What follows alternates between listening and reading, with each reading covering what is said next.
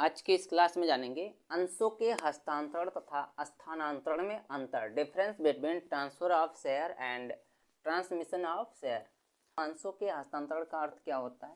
तो जब कोई अंशधारी अंशों को अपनी इच्छा से किसी विक्रय अनुबंध के अंतर्गत किसी अन्य व्यक्ति को हस्तांतरित करता है तो उसे अंशों का हस्तांतरण कहते हैं। मतलब कहने का अर्थ यह है कि जब कोई अंशधारी अपने अंशों को, ठीक है, अपनी इच्छा से, अपनी स्वेच्छा से एक विक्रय अनुबंध के अंतर्गत किसी अन्य व्यक्ति को हस्तांतरित करता है या ट्रांसफर करता है तो उसे अंशों का हस्तांतरण कहते हैं। अब देखो, अंशों का पारेषण या स्थानांतरण क्या होता है? जब कानून के संचालन के कारण अंशों के स्वामित्व का अंतरण होता है तो उसे अंशों का स्थानांतरण कहते हैं। ठीक है, मतलब जब कानून के संचालन के कारण जो भी अंश होते हैं उसके स्वामित्व का अंतरण होता है या ट्रांसफर होता है या ट्रांसमिशन होता है तो उसे अंशों का हस्तांतरण कहते हैं। अब परिस्थिति की बात करते हैं तो इसका हस्तांतरण जो है अंशधारियों की स्वेच्छा से होता है। मतलब अंशों का हस्तांतरण या ट्रांसफर जो है अंशधारियों की इच्छा से होता है। इसका पारेषण जो है किसी सदस्य की मृत्यु हो जाने पर या दिवालिया हो जाने पर अथवा पागल हो जाने की स्थिति में अंशों का पारेषण होता है या स्थानांतरण होता है।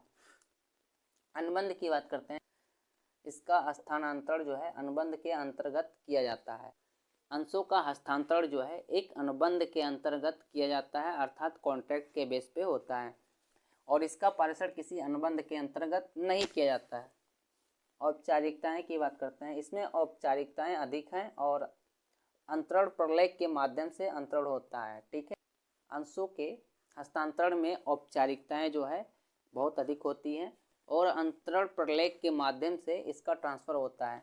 इसमें बहुत कम औपचारिकताएं होती हैं। मतलब अंशों के पारेषण या स्थानांतरण में बहुत कम औपचारिकताएं होती हैं। प्रतिफल की बात करते हैं, इसके अंतरण में प्रतिफल अवश्य होता है।